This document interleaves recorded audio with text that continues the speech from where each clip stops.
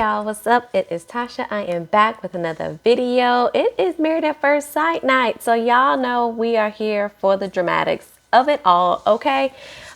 So before I jump into everything, y'all know the drill. If you are new here, hit that subscribe button, thumbs it up, comment in the comment section below. If you are not new, thank you so much for stopping back in and chatting it up with me at Married at First Sight. I'm trying something a little bit different with reviewing the show tonight. To see if this helps me get in bed, you know, maybe prior to midnight on these long Wednesday nights. So I'm going to try to record pieces of the review as the show is on commercial, since I am watching it live tonight. I usually don't because the commercials just be hella long. But tonight I'm like, let's just give it a go, get it over with so that, you know, I can attempt to go to bed again before midnight. So let me see how it goes. So let's jump into the review, y'all. So far we've seen that the honeymoon is over. They're all headed back to Boston. The couples get back to the shared apartment, and Olajuwon's first sentence is, they want us to make babies. And I'm like, because they give you somewhere to sleep, that means they want you to make babies? Make it make sense, Olajuwon. Okay. They all get used to their new homes for the next 8 weeks, and Lindsay's already jumping into wife mode, child. She's ready to wash Mark's dirty drawers. She starts laundry. She starts going on about getting him a water bottle to help with sustainability. Mark is like, I guess I'll never get bored because, you know, she's just so much. I'm like, yeah, you won't get bored, but you will get hell of annoyed because she just can't shut up. Even when it's time for y'all to go to bed, she just can't bring it on down. Like, it's almost like you got to treat her like a toddler. Like, you got to give her a bath, lotion her down with some lavender, have maybe some essential oils. You know, it's like you have to calm her down like you would a kid of, all right, start winding down. Bedtime is in about an hour. We need you to start coming.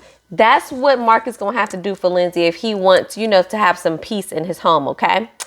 Olajuwon and Katina, they're checking out their kitchen. And of course, he's basically ready for her to go to the grocery store so she can start cooking. And then he has the nerve to say, well, I'm used to living alone, so I can, you know, just get peanut butter and jelly sandwich and just, you know, make a way. But now that I have a wife, it's like I expect all these hot meals. And I'm like, but why? And why does that mean you, sir, can't learn how to cook these hot meals? I really cannot stand when men want women to play these really traditional roles, but they don't want to play the traditional role in that aspect. You know, like, are you going to bring home all the bacon and she doesn't have to work? Are you going to be able to fix everything that gets broken around here? Like, are you going to do those things if you expect for her to cook every night, Olajuwon? Make it make sense, okay? So Steve and Noy, they are getting ready for bed. And when I got to this scene, like, it really aggravated me because I want Married at First Sight to stop playing in these people's faces with these small beds they give them every season.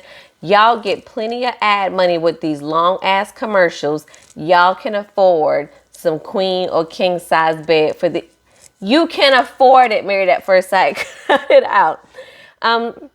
But she starts talking about, you know, her dog sleeping in the bed, even on the pillow. And Steve is like really trying to figure out, how can I get out of the dog sleeping in the bed with us? And I don't blame him because I am a dog mom, but my dog is not allowed on my furniture or in my bed, point blank, in the period. Okay.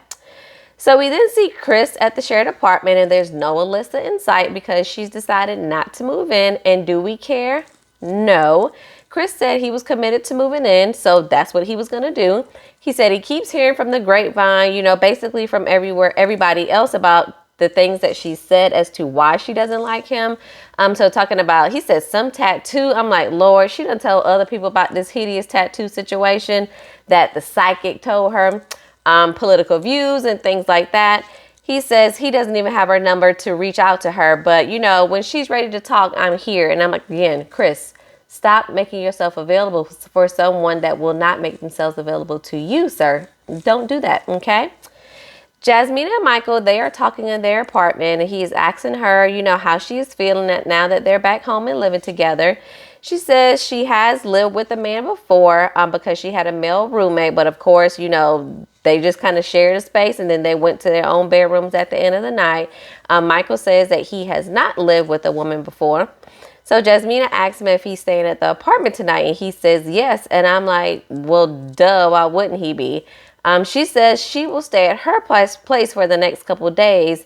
And she ends up blaming it on her dog, saying, I just can't, I got to find a new daycare because I just can't, leave my dog at just any old place. So, I'm doing it for the dog, but also I think we need space. And I'm like, what in the Johnny is going on here, Jasmina?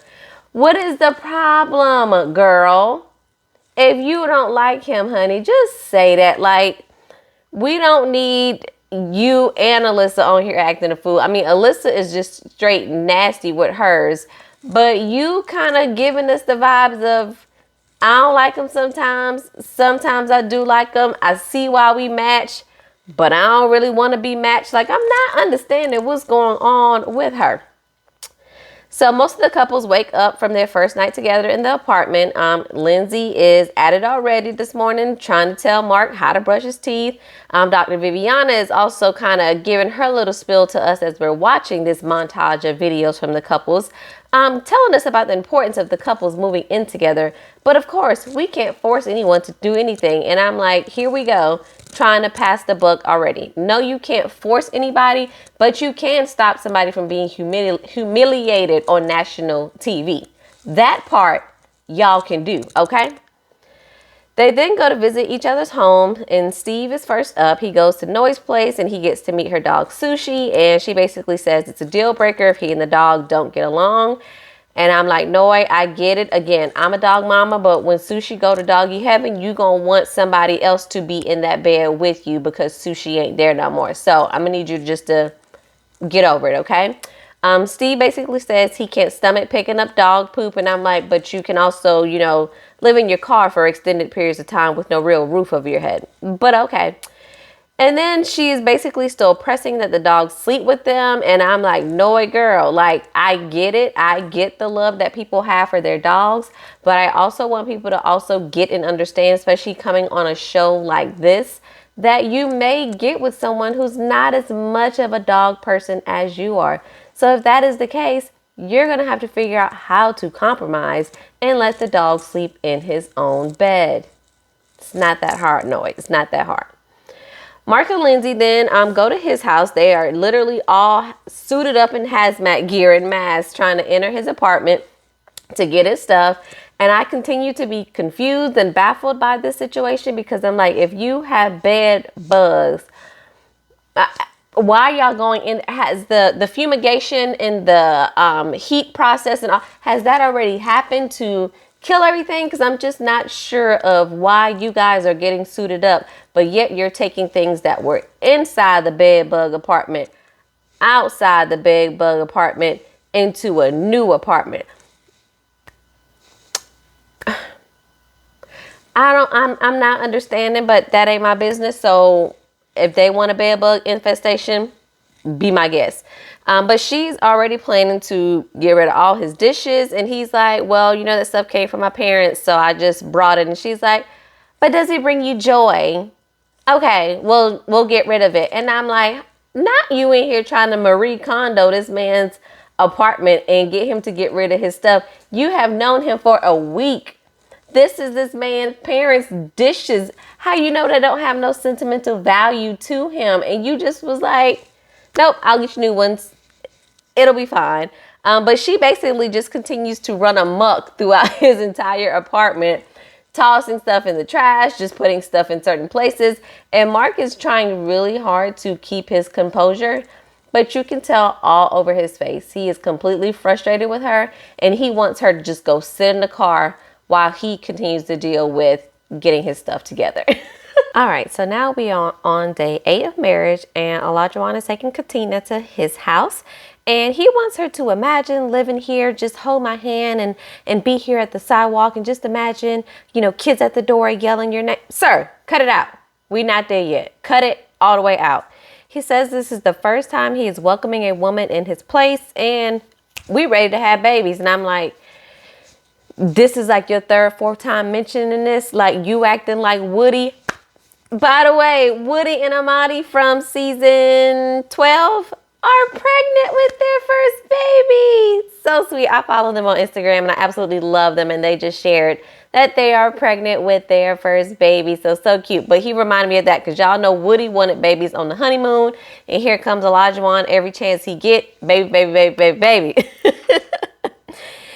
He says that she has more style than him, so he ain't sure if she's really going, like his place. And when they show his place, it clearly needs a bit of a woman's touch in there. That's all I'm going to say. He goes down to the basement where he has basically converted it into a home gym. Clearly a bachelor pad, and Katina's like, I give your house about an 8 out of 10 if I'm looking at decor wise. About a 5 out of 10. And she's already talking about what she would want to change. And Olajuwon's complained about how much the stuff would cost. And I'm like, y'all ain't even going to last this 8 weeks to stay married. So cut it out. It is what it is. Mark then goes to Lindsay's place and she has so much stuff, like them panning the room of that apartment. I just want to start taking all those little knickknacks off of the shelves, off of everywhere, and put them in the trash. I'm like, how you gonna go to Mark's house and act like you cleaning up shop, but your house is clutter city? Like, Lindsay, no ma'am. She's a plant mama and they all have names, and clearly I'm not mad at it. You see one of my plant babies right here, and this is Sully. He is a Monstera plant, so I named him Sully from Monsters, Inc. There's another one right beside him that you can't see, and another one on this bookshelf right here. So I get being a plant mama and naming your plants because I do the same thing, but my house ain't junky like Lindsay's house is, okay? She also has a little squatty potty that she needs to bring to the apartment, and I'm like, same girl, I ain't mad at it. If you don't have you a squatty potty, get you one, okay? But her place is fairly small. And again, I just want to get ready to donate stuff to the Goodwill. That's how I'm looking at it. So if they end up staying together, they are clearly going to need another place, because one place is teeny tiny. Other place, he's basically got evicted and is infested with bed bugs. So we need to find a new place if y'all decide to stick this thing through. Noi then goes to Steve's house and he actually has a home. I was surprised, but it's a straight up bachelor pad, so he has somewhere to lay his head at night. He also has to point out the LED lights that he has, in the bedroom, I think the kitchen, the living room. Like, he is ready to fist pump this like this is a nightclub. At any given moment in time, he is ready to get it in, okay? And he talks about, well, we can take the lights from here, we can get new lights. And I'm like, you with the LED lights, her and this elderly dog, I'm going to need both of y'all just to chill out on both of those items because they doing a little bit too much. Michael then takes Jasmina to his apartment, and she tells us in the confessional that she actually just went back to her apartment to try to reset, and now she's in a clearer headspace to reconnect with him as they did on the wedding day. And I'm like, we all knew it was not about the dog. That's bringing up real Zach vibes about this codependent dog that just needs to stay with his parent. Jasmine, we knew it wasn't about the dog. It was about you wanting to be away from Michael. Okay, girl.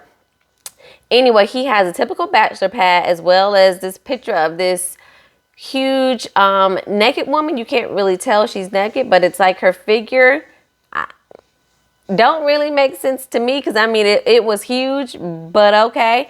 He says he has 2 other roommates, and then we see the back of someone actually go into a room, and we can't tell if it's a man or a woman, but obviously, of course, Jasmine has seen the roommate, and it is a woman, and he did not mention it. So I'm like, Michael, why wouldn't you just say anything? Like, they showed earlier him saying, I've never lived with a woman, and I guess he's talking about romantically. He's never lived with a significant other in that sense, but he has had female roommates. But I'm like, why wouldn't you just say that? Because the way things have been going with you and Jasmina, she's going to take this to 1,000. Even though, I mean, she just met you. She don't know you that well. She don't know these women. She don't know the situation. So can't necessarily judge, but I'm just like, you are just adding fuel to this fire of her having all these concerns and hesitations around you, sir.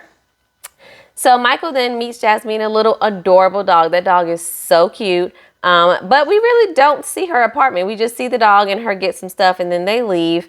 Mark and Lindsay, we see them with all of their damn cats at this apartment. Like 5 cats, they all under beds, they hissing, they not these heifers don't get along, okay? So it's going to be interesting to see how all 7 of them cohabitate in the apartment over the next 8 weeks. We then fly back over to Michael and Jasmina, who's unpacking, and she asks him about his roommates. And she's like, you know, you said you had a female roommate. And then Michael is like a play on words of, I don't think I said I had a female roommate. So basically, both of his roommates that he have are women, and he failed to share that information with him. And again, I'm like, Michael, why? Like this was unnecessary, and you walked into this all by yourself. I just don't understand why you wouldn't say anything, because before, when she talked about living with a guy and that being her roommate, that was the clear opportunity for you to interject of, oh, I live with people of the opposite sex as well, just so that you're not saying, no, I've never lived with a woman, and then she go to your apartment and see a woman, and then you turn around and tell her you got 2 female roommates. Like, I know you don't live there, Michael, but it's just not a good look for you to act like, you know, I wasn't doing it, you know, to not tell you or not be honest. It just didn't come up. And I'm like, what do you mean it didn't come up? Y'all had a full-on conversation. And again, she mentioned her roommate was someone of the opposite sex. That was the clear opportunity to smooth right into that lane to say, I have 2 female roommates as well. And I think we could have squashed this before it even ever became a situation. Like, Michael, I'm disappointed in you. Right, we are on day 9 of marriage. So we see Lindsay at what she calls the Cat Palace, aka their apartment. She says that Mark isn't doing well because his grandmother is like 70 pounds. She isn't doing so well. And I'm not exactly sure what that means, because I thought she was in some sort of facility, like his mom was in a facility. And I'm like, what does her, yes, being 70 pounds is really frail, but did she fall? Is she not eating? Like, what is happening as to make you make that comment? But she tells us that Mark is really hot and cold right now, and it's really driving her insane. And I'm like, but I thought you were this compassionate hospice nurse or whatever she is. Like, you wouldn't think this man would be hot and cold. Y'all got married. He got bed bugs. He got evicted. He has had to put up with you. He had to take care of his grandma. He got to take care of his mama. He had to move. Like, why do you not think all these things going on that he may be a little bit hot and cold? So basically, she's saying Mark off camera is a bit different than Mark on camera. That is real life, Lindsay, honey. People are going to have good days and bad days. It's not going to be the honeymoon every day. Okay? All right. So we then see Chris out playing disc golf with one of his friends. And then on the other side of town, we see Alyssa meeting with her mom. She tells her, you know, I just kind of blacked out walking down the aisle. I just really don't remember until I kind of got down the aisle. And then he just really kind of wasn't what I was expecting, you know, who I envisioned. And she looked at her mom and she's like, so, you know, well, what were you expecting? What were your thoughts? And her mom was like, well, I kind of expected a cowboy. And she was like, me too. Well, even if Chris was a cowboy, she don't like the way Chris' face looks. So it doesn't make a... What are y'all thinking about? Texas Ranger? Like, what are y'all... Okay. So, her mom starts saying, you know, but I think that he's a good man and he's cute. And Alyssa really does not agree with her, obviously. Alyssa then talks about the things she learned from his friends that kind of turned her off. Again, no real conversation with him as to why she doesn't like him.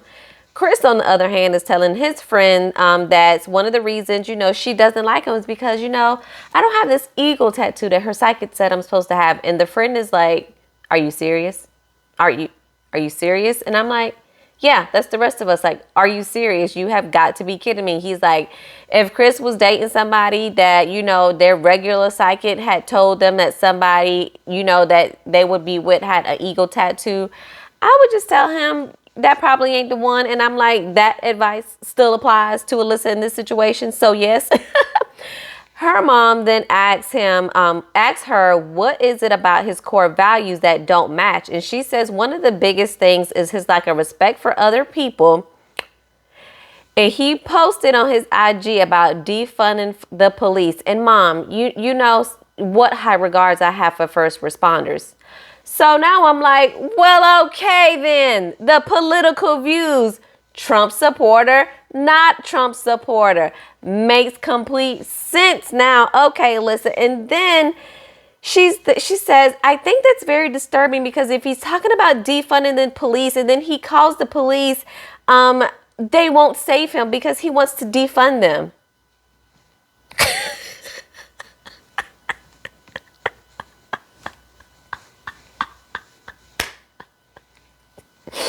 I am not going to cackle like I want to in this microphone, but how you going to be mad at him for talking about defunding the police when you don't even know what it means to defund the police?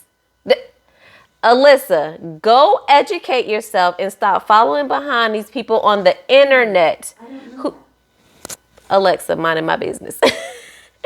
Stop following behind these people who don't know what they talking about, but yet you using it as, that's just not me. That's just disrespect. Anyway, Chris is actually having a conversation with his police officer friend who, we all get it. We all understand what defund the police means. Alyssa obviously doesn't understand what defund the police actually means. Girl, get out of my face. It's another reason why I don't like you, okay? Her mom asks, what would she need to stay after decision day? She says, I need trust, honesty, respect, good communication. But I'm like, girl, you don't give this man the time of day to do any of these things. So stop lying to your mama as if Chris is just this terrible human being who just does all these god-awful things when really that is you who is doing all these god-awful things, okay?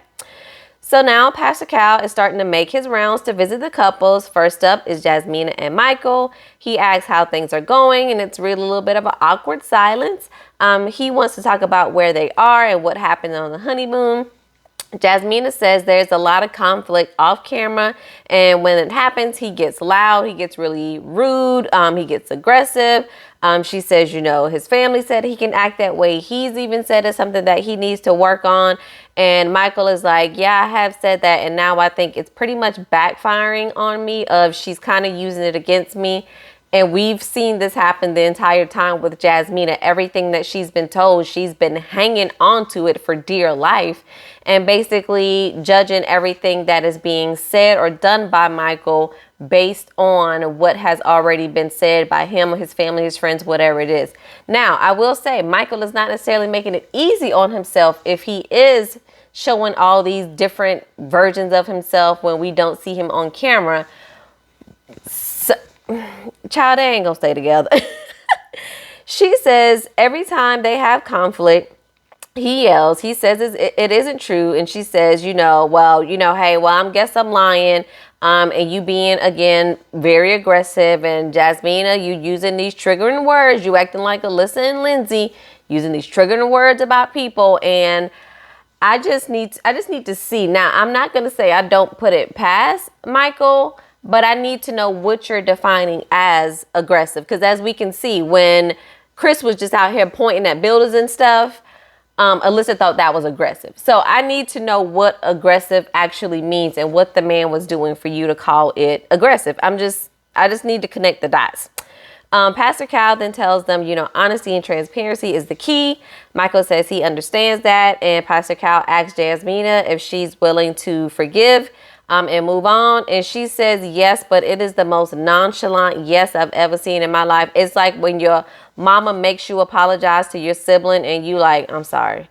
You don't really mean it, but you're going to say it so that we can just go ahead and move on, okay? Pastor Cal then tells Michael about, how to talk to her and not at her. And she should tell him whenever he starts acting like that I am not your enemy in those times of conflict. And he's like, okay. And I don't believe either of them will follow through on these actions, but whatever. He then goes to see Olajuwon and Katina, and she has actually cooked dinner. And Pastor Cal tells her that, hey, when we talked to Olajuwon, cooking wasn't even a deal breaker for him. Now I'm like, now Olajuwon, as much as you've been showing out about this cooking, you ain't even tell the experts that this is a deal breaker when you acting like it is a deal breaker any other time. He says it's just an expectation he has for his wife. And I'm like, but why? Like, it's like you living in a fantasy world or the 1960s. Like, you're not giving us a real reason as to why you feel so strongly about your wife being able to cook. Like, what is it? There are plenty of wives out here in these streets that don't cook, and they are still a wife, Olajuwon. I'm not understanding it. Pastor Cal asks if his communication has been well, and Katina's like, kind of yeah, kind of no.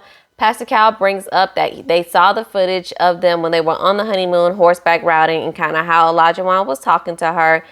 She says she doesn't think that he is necessarily disrespecting her, but his delivery can be a bit harsh at times. They then share that they haven't been intimate, and Olajuwon says, because Pastor Cal asks, is it a mutual decision? Like, he keeps pressing as if he knows it's not a mutual decision, but he wants somebody to say it. And Olajuwon basically saying that it's his decision, that they have not been intimate. And I'm like, okay, sir, I don't know if I fully believe this, because you kind of said that in the very beginning that, sex would really depend on her and you got a lifetime to do it, so you're not in no rush. And then at the reception, when you talk to your homeboys, you like, you see that? Like, I'm ready to, if she with it, I'm with it. And then now we are back to, I don't want to have sex with her because I'm just not sure if this is going to work out. You want to smash or you don't want to smash, Olajuwon? Pick one and stick with whatever side. But Pastor Cal says he's kind of using that as an excuse as far as if they don't work out. And it may make Katina feel like she is undesirable, because Katina looked like she want him to clap these cheeks a little bit. I don't know, but that's kind of the vibe that I'm getting. And then I'm also like, well, Pastor Cal, why are you always trying to get these people to sleep together? Like, if they ain't ready, they ain't ready. Leave it alone. Stay out of those people's sheets. Let them have their own marriage. You go home to your wife and y'all do what y'all want behind closed doors, okay? But I just was like, why do you always feel the need to, you married, just, you can do it. You married, they know they married. They know they married, Pastor Cal. They know they can have sex. Let these people move at whatever pace they want to move at, okay? Okay, I'm gonna get back to the review, but I had just finished off watching the episode. We gonna get there, but bravo, Chris. Bravo, sir. Okay, we gonna get there. Let's get back to where we left off. So it's day 10 of marriage. Mark and Lindsay are at home. They having a bit of an awkward moment, just sitting there in silence. She says she's having a hard time with him, as it's like she's seeing two different Marks since the honeymoon and all the phone calls he received on the honeymoon. He says he doesn't have two sides, and she says, I'm seeing many red flags. And he's like, I'm seeing many red flags as well, but I'm just trying to take it day by day, okay?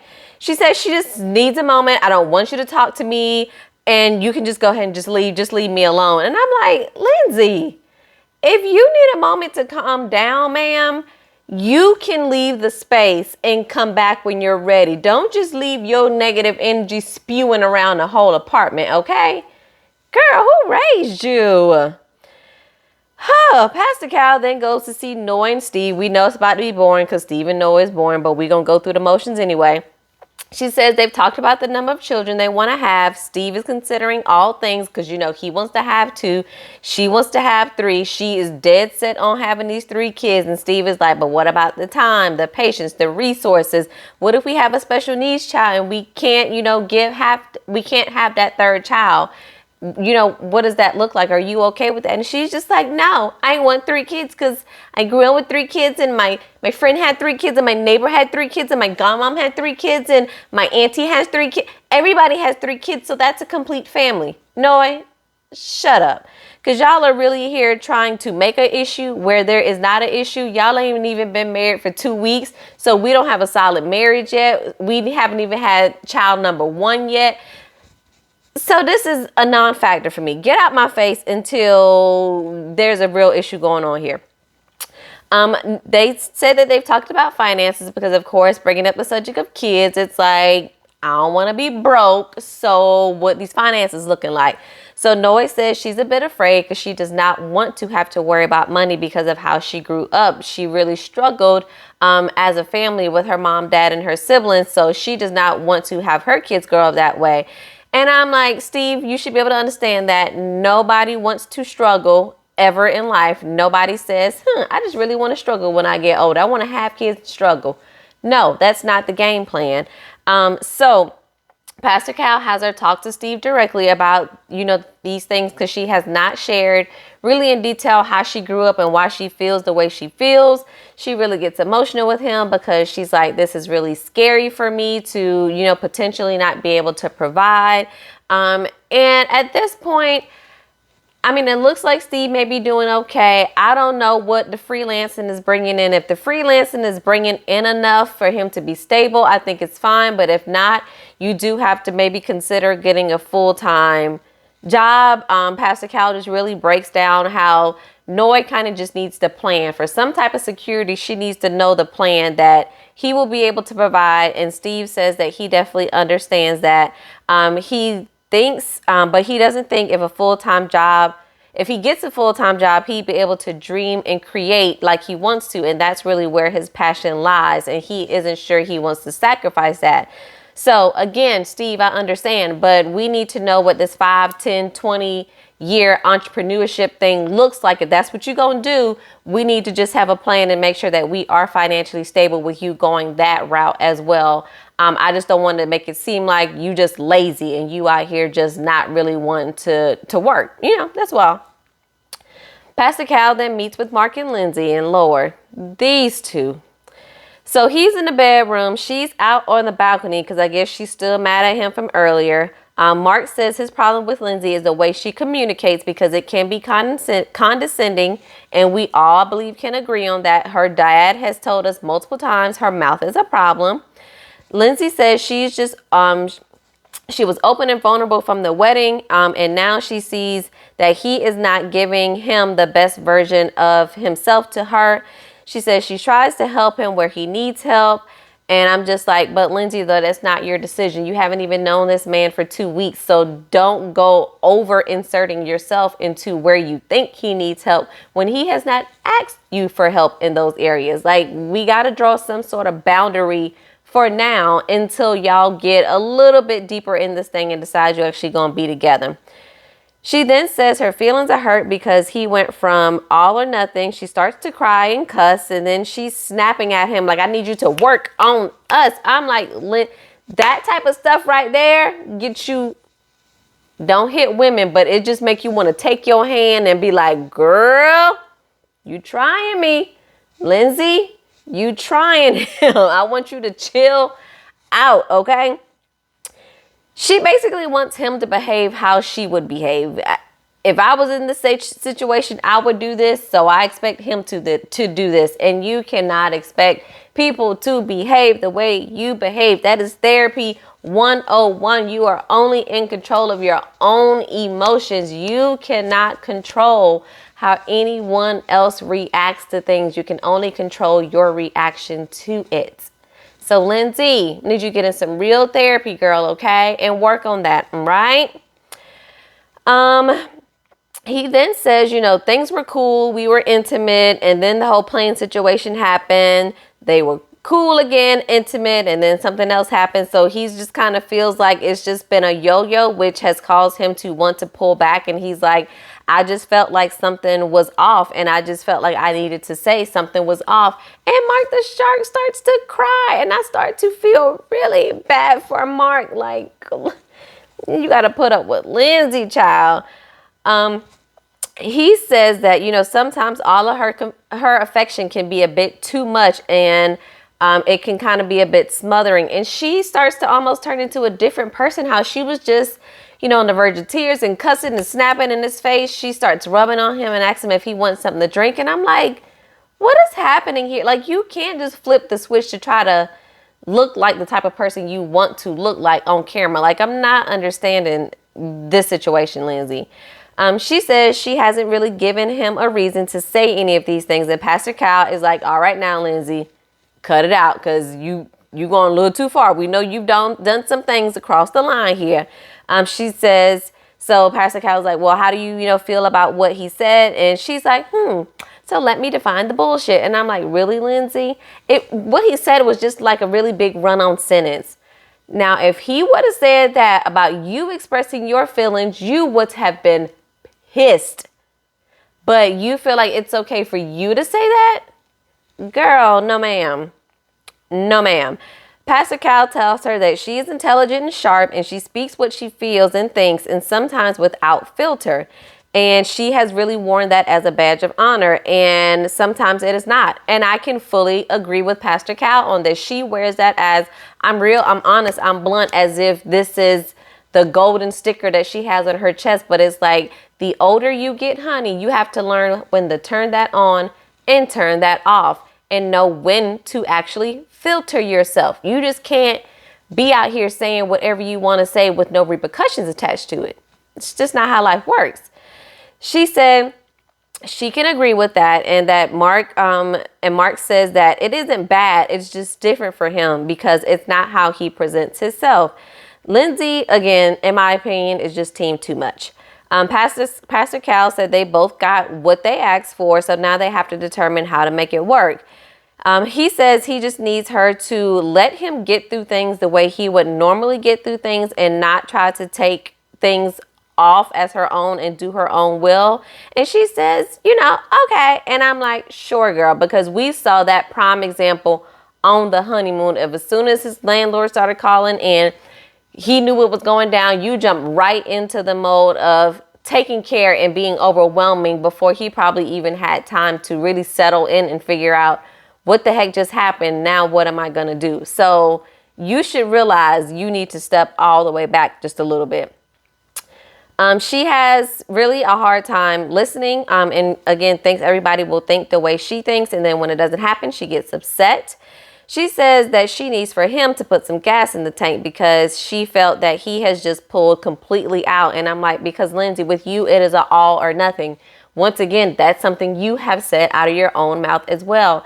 But there is a gray area, especially in relationships. There's not always going to be an all or nothing. Sometimes you are going to have to give more. Sometimes your partner's going to have to give more. Sometimes neither one of y'all got it to give to the other person. Like, girl, do you really know what it's like to be married? Like, oh gosh.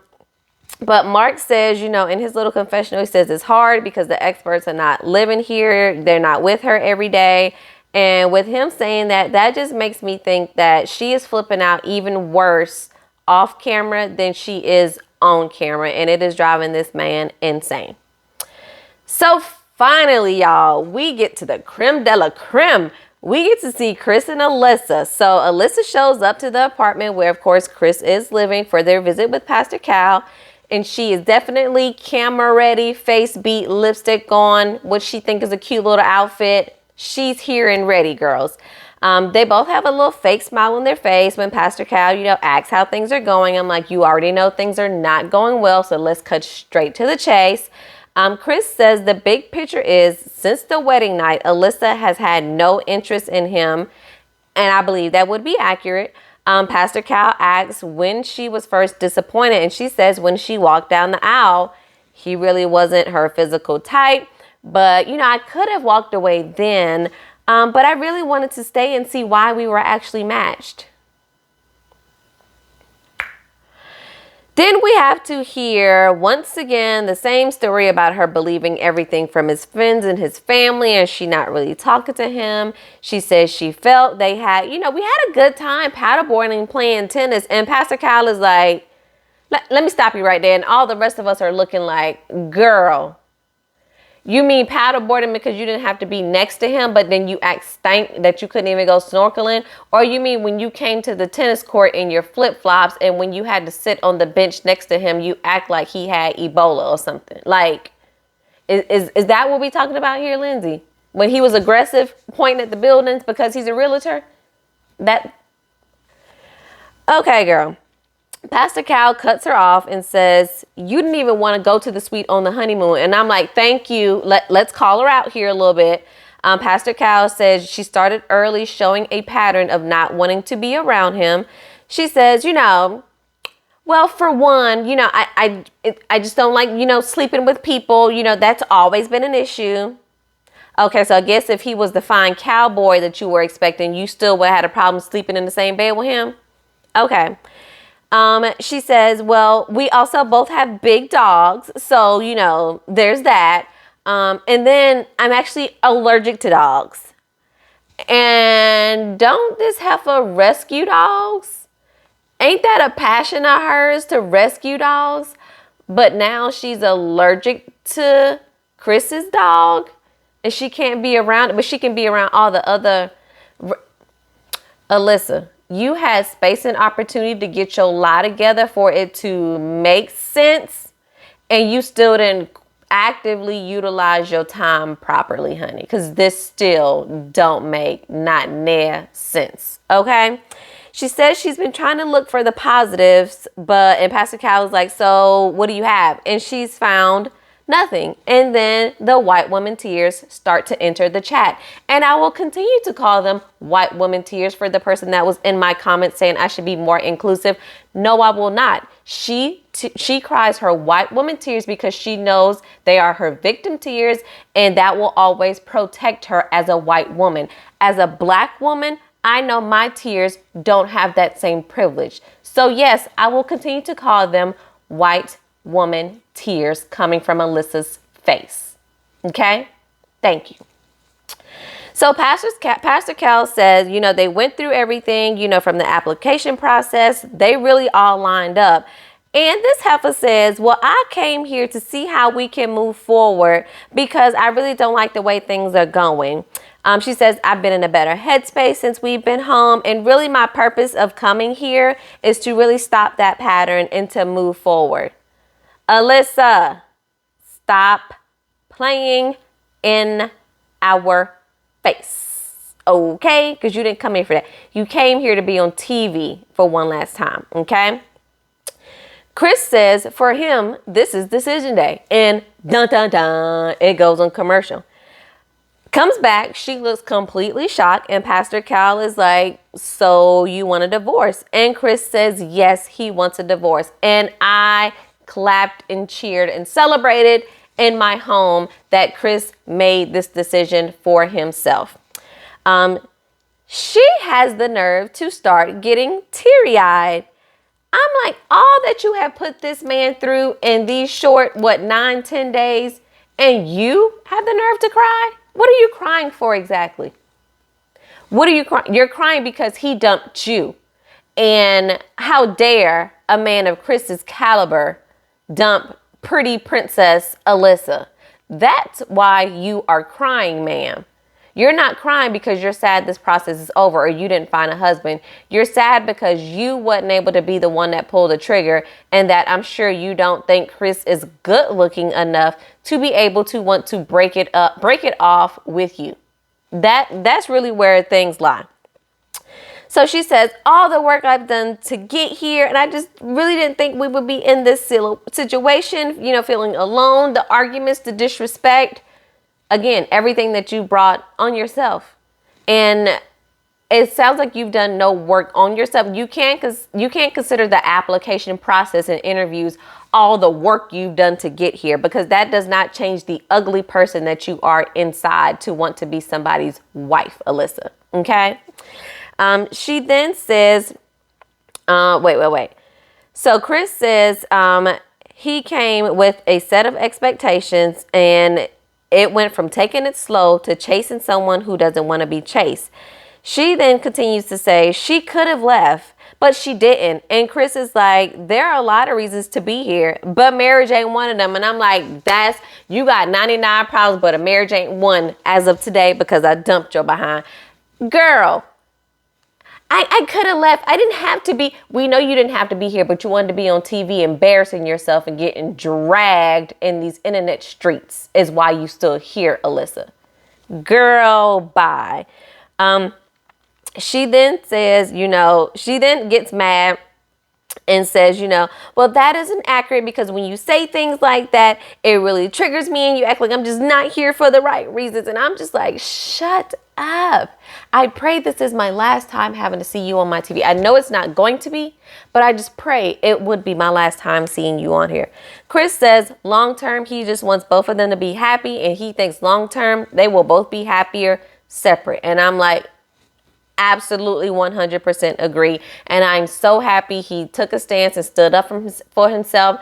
I really do not want the experts to come back and try to force them to talk about it, reconcile, really get to the bottom of it. No, ma'am, and no, sir. If they come back with that nonsense, y'all, this truly may be my last season watching this train wreck of a show. Because if they try to convince this man to go back to this mental and emotional abuse that this woman has put him through, I am going to be pissed. Do you hear me? Pissed, okay? But I'm so happy for Chris for standing up for himself. I know she did not expect to get dumped because all she can do is cry after the fact, slamming her keys on the counter, forgetting her phone. And Chris gently set his keys down, took that ring off, gently set it down on the counter, and packed his stuff up, and he bounced. Oh, yeah, I was so nervous he was not going to be able to walk away, and I am so happy that he was able to walk away from this situation. So bravo, Chris. I was so excited. I didn't even watch the clips of whatever the preview is going to be next week.